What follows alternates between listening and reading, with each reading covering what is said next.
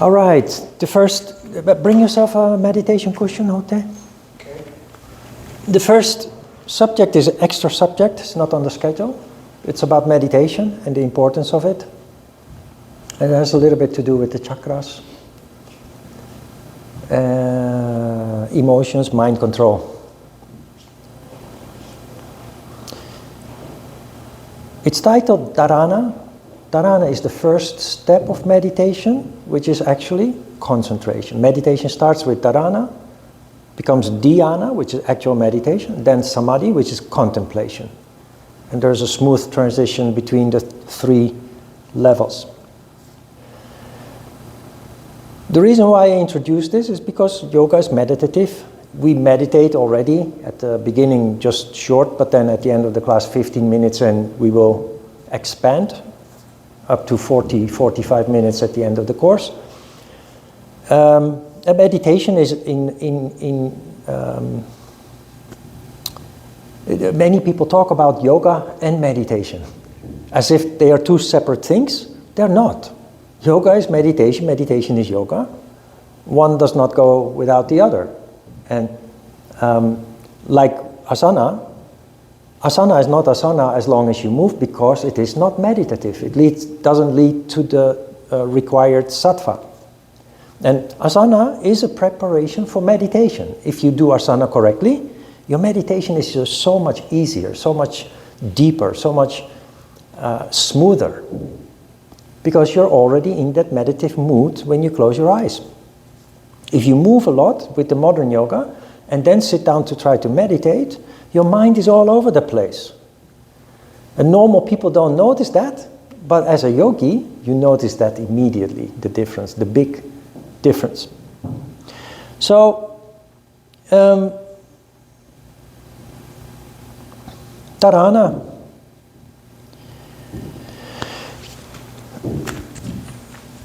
As I mentioned before, yoga does not have physical anatomy, but it does have subtle anatomy. That's what we call it. It's the anatomy of the energy system. Everything is based on energy in the first place.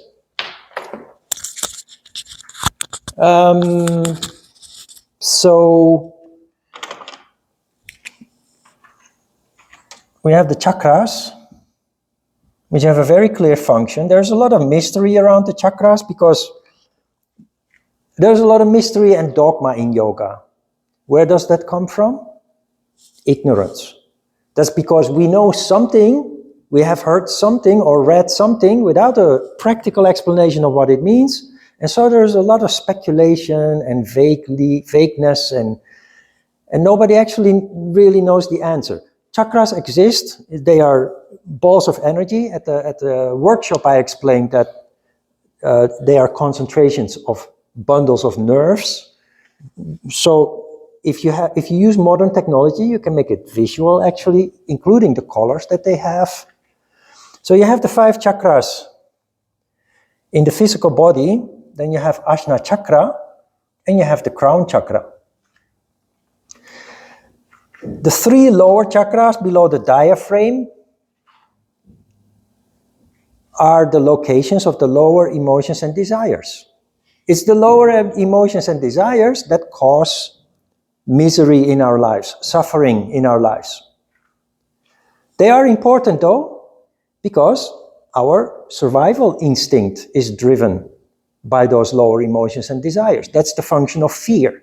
The function of fear is to alert you to a dangerous situation that could lead to death and to make you take action to get out of it.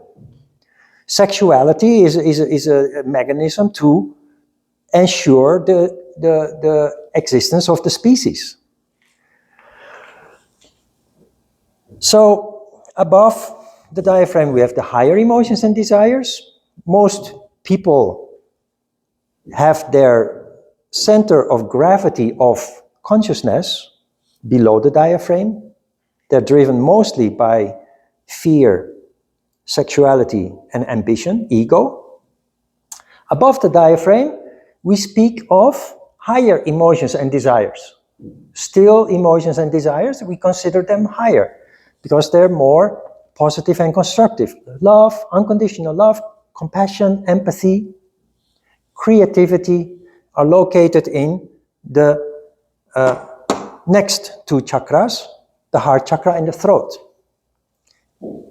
From lesson 13 onward, we will discuss each chakra in very great detail, so we will get to that. Ajna chakra, these 5 chakras constitute the physical body. What we call that the physical body in yoga. There are 3 bodies: physical, mental, spiritual. Ajna chakra is the intellect, the mental body. There's no emotion, higher or lower, related to Ajna chakra. Ajna chakra is the mind, the functioning of the mind. And if we train the mind, we can overrule the lower emotions and desires. And this fact in itself underlines the importance of meditation. It also explains why yoga promises a reduction of misery and suffering overall in your life. Because unconditioned people, they're just thrown back and forward between their emotions and desires. Conditioned people observe those emotions and desires. They draw conclusions from them because they tell them something about the situation they are currently in. And you can then rationally take action that the emotion or the desire is prompting you to take, rather than suffering from them slavishly or passively. So, meditation is designed to develop the intellect. Of course, this was established long before our institutionalized education system existed. So this was the way that people cultivated themselves in the past, in monasteries and temples, the centers of learning around the world. And in every culture, every part of the world, the system was basically the same as yoga is proposing, maybe just in a little bit in a different color, a little bit different sauce, but the same idea of through meditation cultivating intellect that then led to science. Natural development towards contemplation, contemplating complex matter, that led to science.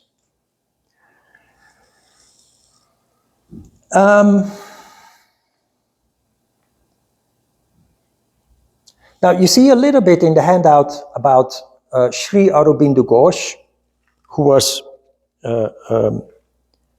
kind of an extremist, but an extremist yogi. He was very adamant about his views and therefore thrown in jail by the government.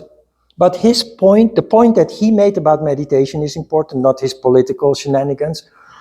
What he said, this is what Buddhists focus on the lower 3 chakras. They call it Danjan in Korea. Many spiritual circles, they focus on the heart chakra because of the qualities of the heart: love, unconditional love, compassion, empathy.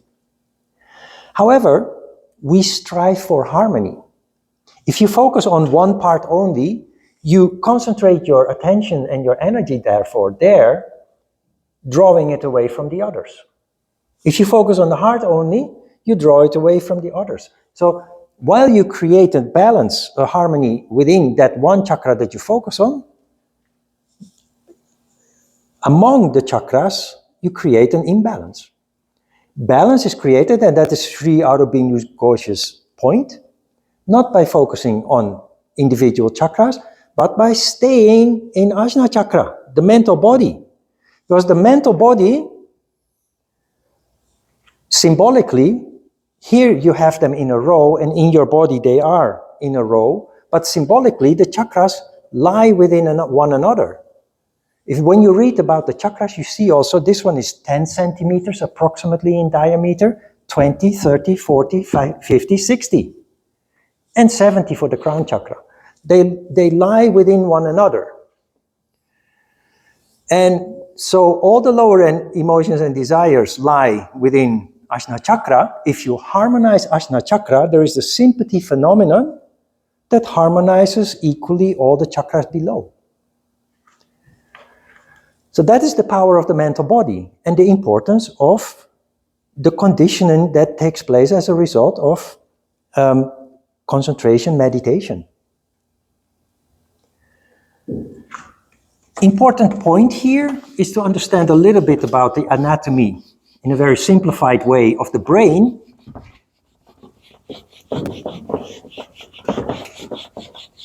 The brain consists out of two major lobes, two major parts.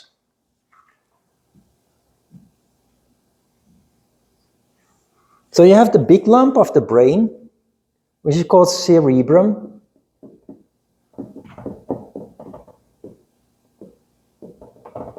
Then you have the small lump of the brain, which is called cerebellum.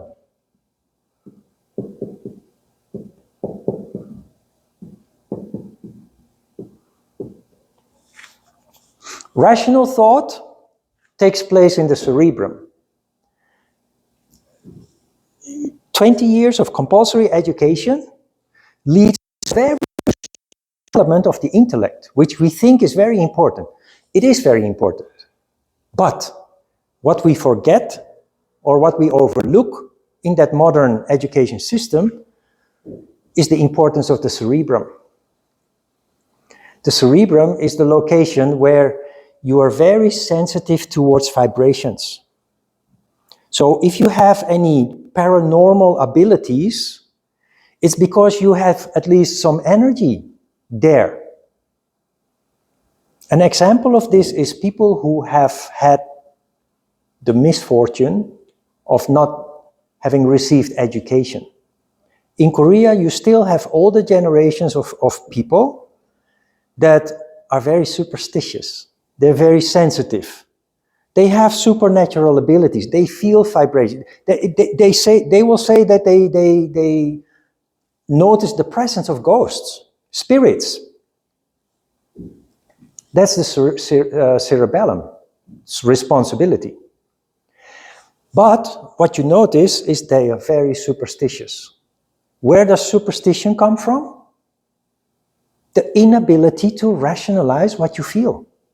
So they are super sensitive towards vibrations, we call it spirits, but then they don't rationally understand them, so it scares them. That is why all the generations are constantly warning you, this is bad, and that is not good, and you should be careful with this and that. Very typical. The ideal, of course, is that both work in tandem with each other. So a good education program ideally has room for spiritual development, not out of luxury, because many people think spirituality is a luxury, but because the two combined leads to genius. That is where genius comes from. If you only focus on the cerebrum, you are capable of memorizing large amounts of data, reproducing that data, but you don't have the creativity to expand on them. So you're in a box. Thinking out of the box occurs when you can combine the power of the intellect with the power of intuition, with the cerebrum. And then you are able to invent new technology, new theories, etc.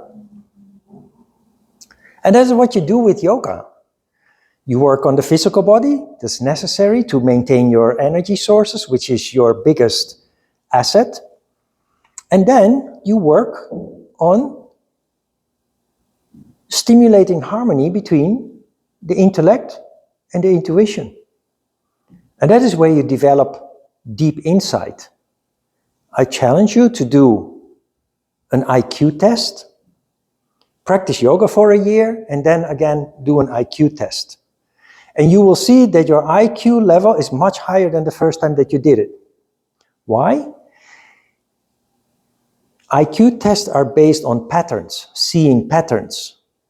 And you see patterns especially when you're contemplative, because you develop the ability to see the whole picture. Logic, as a result, occurs. So your IQ increases exponentially, considerably, as a result of regular yoga practice.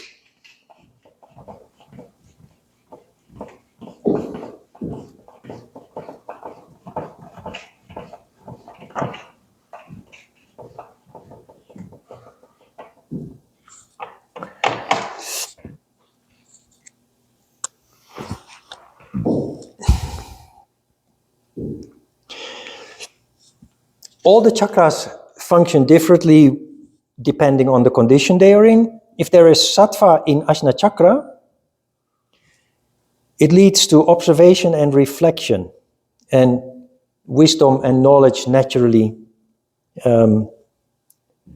result from that. We call it the sixth sense, and it's no coincidence that it's called the sixth sense. It's the sixth chakra from the bottom, just like seventh heaven is the crown chakra.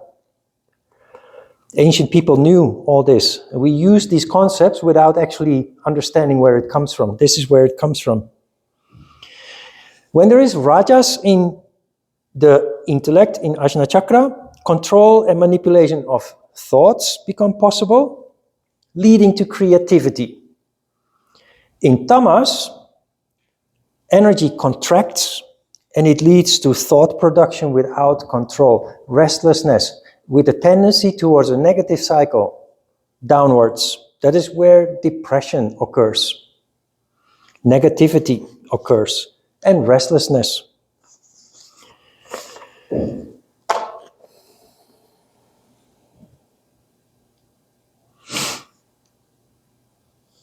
About AUM, I always present myself as a no-nonsense and practical yoga teacher, because I don't keep myself busy with mystery and dogma. I have understood all the mystery and dogma in a practical way, so mystery and dogma doesn't exist anymore. I also don't keep myself busy with rituals that I don't understand. Like people make an altar in their house and they worship at the altar. We will come back to that later. I will explain actually the actual meaning of the altar and the worship, but it's based on a text somewhere in a book that is symbolical language and then taken literally. While as a ritual, it has no practical value. While if you understand the meaning behind the symbolism, the practical meaning, it has a very practical purpose. We will come to that again and again when we read the Hatha Yoga Pradipika and Yoga Sutras of Patanjali also. But Om is one of the rituals that I keep, probably the only one. Because Om is a vibration that really harmonizes. And my first experience with Om was not in yoga, but with Hapkido training in Amsterdam, where we had a very exhausting training with our Korean Hapkido teacher. We were all drained and exhausted and sweaty. And at the end of the training, he said, sit down. So we all sat down in the tailor pose. And he said, close your eyes. And he started singing Om. Repetitively, and told us, of course, to chime in. We were all singing Om for a couple of minutes. And it felt so refreshing. I don't know about my fellow students, but it had a very deep impact on me. That vibration refreshed me. So whatever is said about Om is not nonsense. The reason why we sing Om once at the beginning of the class and 3 times at the end of the class is also practical, based on the 3 bodies. When we arrive in the studio, we all come from a different location. We had different activities during the week, and We're just in a different vibration, in a different condition. When we conduct a class, we try to all come onto the same wavelength so that we have open communication from heart to heart, two-way.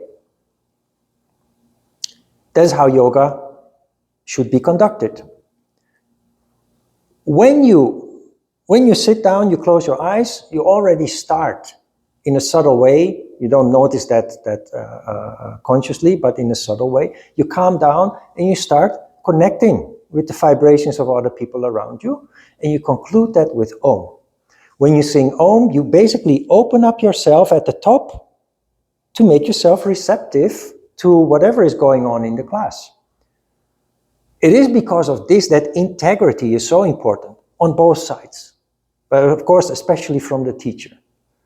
I open myself up to you. I tell you, I teach yoga based on experience, insights gained through experience.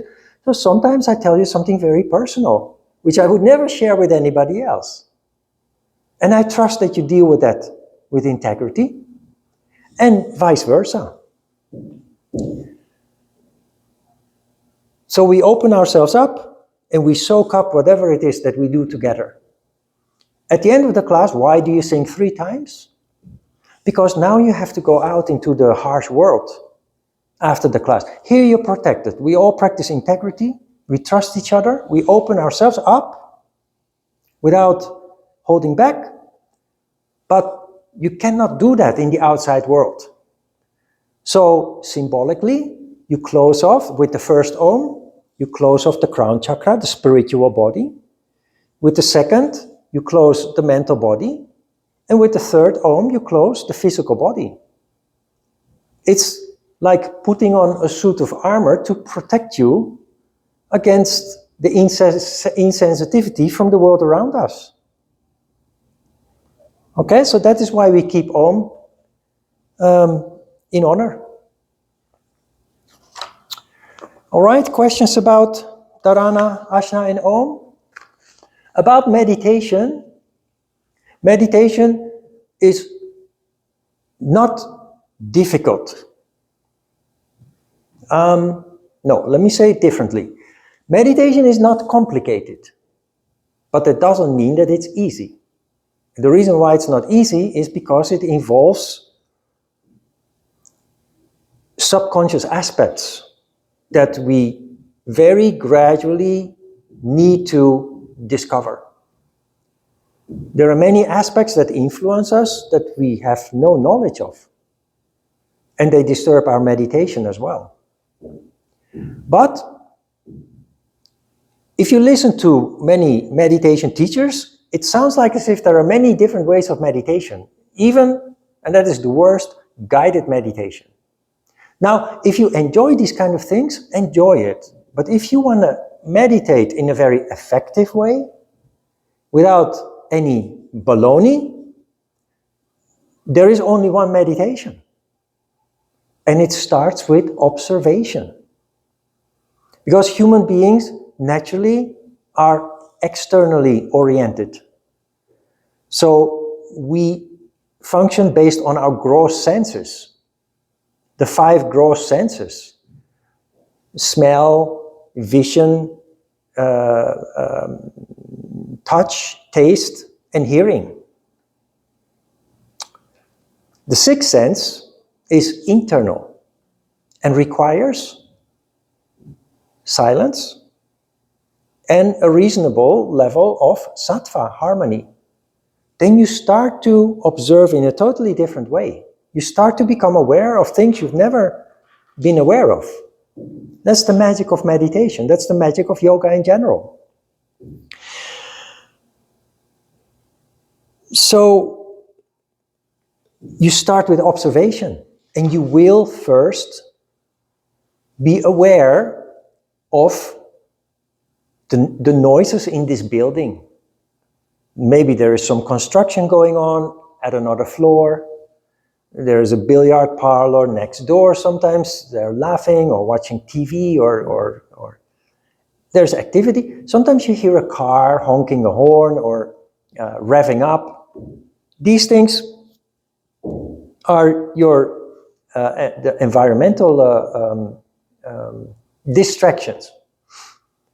Now, if you sit long enough, your observation, the perception, gradually changes naturally. You don't have to do anything special for that, other than have the discipline to stay on your cushion and with your eyes closed, in silence. No music, no teacher constantly talking, in silence. And what happens then is that you slowly, gradually switch from external observation to internal observation. And it may start first with something like feeling the heartbeat. Or you become aware of thoughts that in gross perception, those thoughts are subconscious. You're not even aware that they're running around in your mind. Now you become aware of them. This is hugely valuable because it tells you who you are and what you are currently dealing with in life. So you start turning your attention inwards, your perception, your observation becomes more and more subtle, and that is where the possibility of mind control occurs. You cannot control the mind if you're not even aware of what that mind is doing. And the mind is busy 24 hours a day. We call it subconscious thought processes. Even during your sleep, they never shut up. But most people are not aware of these 24-hour-a-day thoughts going around in their mind. They function based on the lowest three chakras. They go through life following impulses, being influenced by whatever circumstances they find themselves in, and they will react upon that. You now develop the ability to develop an insight, an oversight, which allows you to turn the switch on and off. Will you go along with it or not?